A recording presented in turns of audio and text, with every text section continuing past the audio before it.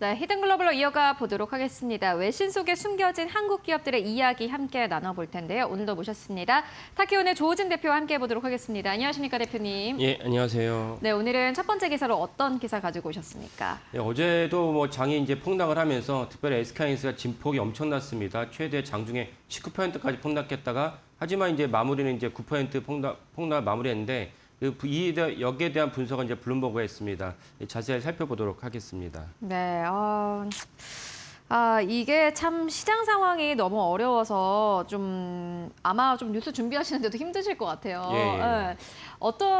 그렇다면 이 블룸버그 기사에는 어떠한 내용이 담겼습니까? 예, 일단 어저께 이제 그 SK하이닉스가 잠정 실적을 발표했는데 제가 이제 어제 이 방송에서 이제 호실적이 예상되지만 오전까지는 이제 어느 정도 장이 유지하다가 그 다음에 이제 내려갈 수 있다라고 말씀을 드렸는데 이 호실적이긴 하지만은 시장의 눈높이 컨센서스에 미치지 못했습니다. 그러다 보니까 이제 오전에서도 좀 더 빨리 이제 시장이 무너지는 것을 있었고, 그다음 두 번째는 이제 컨퍼런스 콜을 진행을 하면서 시장이 기대했던 이제 주주 환원 정책, 삼성전자는 주주 환원 정책을 계속 내놓았기 때문에 SK하이닉스 역시 주주 환원 정책이 있지 않을까 했는데 원론적인 수준에서 연내에 이제 주주 환원 정책을 갖다가 얘기하겠다는 정도에서만 마무리하면서 진폭이 좀 커졌습니다. 이런 것들이 맞물리면서 이제 어저께 시장이 이때 낙폭을 키웠는데, 그리고 여기에 우리가 다 알다시피 이제 그 중국에 있는 그 노광 장비를 갖다가 개발했다는 문제, 또 CXMT가 이제 상장을 성공하면서 CXMT가 성공적으로 이제 상장한 자금을 갖고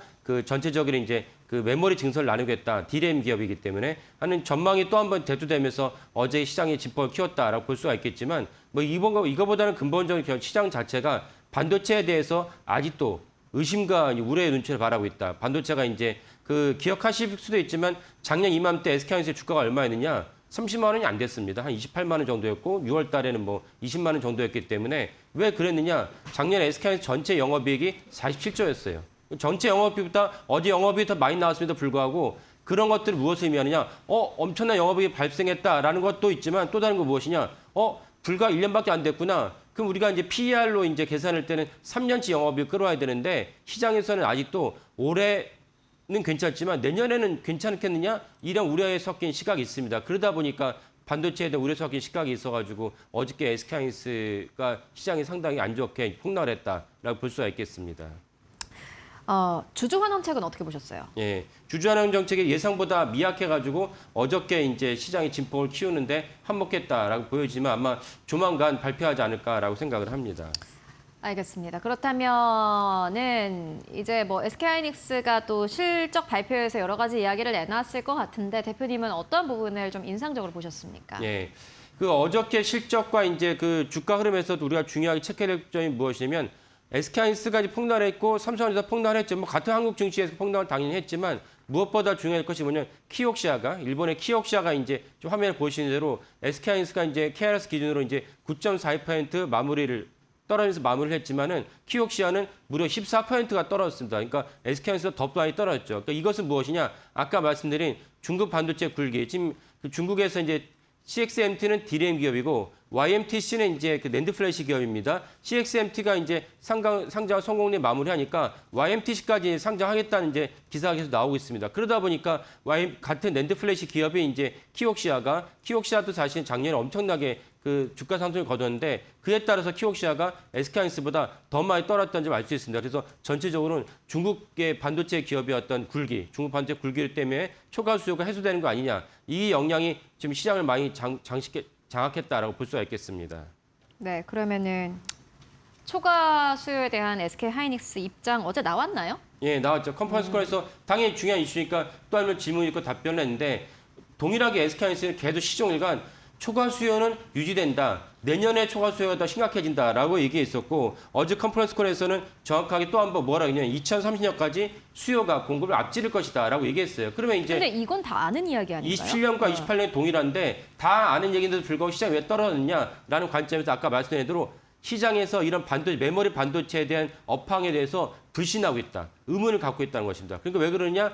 PER을 가져오려면 3년치 가져야 되는데 작년에 SK하이닉스가 47조 원, 올해 270조 정도의 영업이익을 기록하는데 그러면 내후년에 27년 어떻게 될 것이냐라는 전망에 있어서는 의문점을 갖고 있는 곳이 많이 있다는 것입니다. 저희가 어저께 CNBC에 보도를 알려드렸는데 CNBC는 12월이 사실은 피크라고 얘기했어요. 그러면 이제 12월이 피크면은 27년의 영업이익이 지금보다 많이 나오지 않을 것이다. 그러면 27년은 그나마 올해가 270조가 SK하이닉스 기준으로 270조가 나온다고 치면은 내년에는 뭐 200조쯤 나온다 치자 이거죠. 그러면 200조쯤 나오면은 여전히 PER 관점에서는 내리막길 아니냐 이런 어떤 전망이 있는 것이고 하지만 SK하이닉스는 그렇지 않다. 27년이 더 초과수에 따라서 반도체 가뭄이 제일 심해질 것이다라고 얘기하고 있어요. 누구 전망이 맞을지는 올해 이제 11월쯤 되면은 내년 1분기에 대한 전망이 나올 것이기 때문에 그때 이제 갈림길이 될 것이고 이에 따라서 반도체를 갖다가 올라갈 것이냐 내려갈 것이냐. 다행히 이제 페드 워시 그 케빈 워시가 이제 금리를 동결했기 때문에 오늘 우리 시장은 그나마 우호적으로 진행할 것으로 보이는데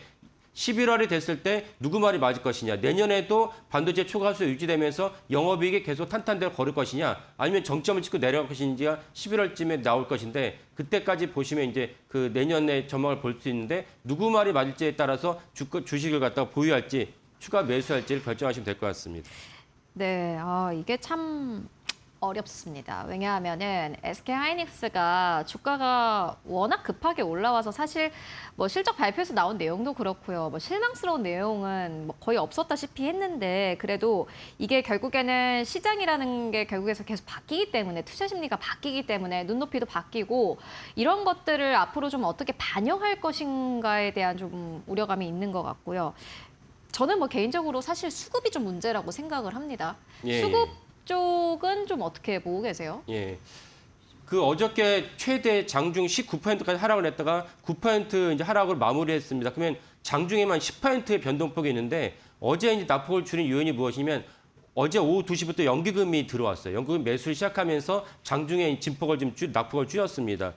그렇게 본다면 연기금이 사실 그저께도 사실은 사이드카가 발동하면서 엄청난 주가 떨어지지 않았습니까? 뭐 주가 떨어진 것이 뭐 사실 한 달 동안 계속 떨어졌는데 연기금이 진작에 이제 차라리 투입을 했으면은 사실 외국인들이 이렇게 장난을 칠 수 없는 그런 배경도 되고 개인들 입장에서는 사실 놀래가지고 19%라는 것이 엄청난 이제 하락폭 아닙니까? 개인들이 놀래고 또 이제 신용 매수와 강대 청산이 있기 때문에 많은 분들이 손절을 했을 것입니다. 그런 점에서 아쉽습니다. 연기금이 오후 2시부터 이제 투입이 하지 말고 진작에 투입이 됐으면 더 좋았을 법한데 이런 맥락이 사실은 지난 5월부터 정부 정책의 엇박자가 나오고 있다. 5월부터 이제 두 배 레버리지가 ETF로 출시되면서 진폭을 키웠고 두 번째는 국민연금이 더 이상 이제 그 바스켓에 담을 여력이 없기 때문에 이런 것들에 부추겼는데 이런 식으로 국내 당국의 어떤 정책 부재가 상당히 이제 일조를 했다고 볼 수가 있겠습니다.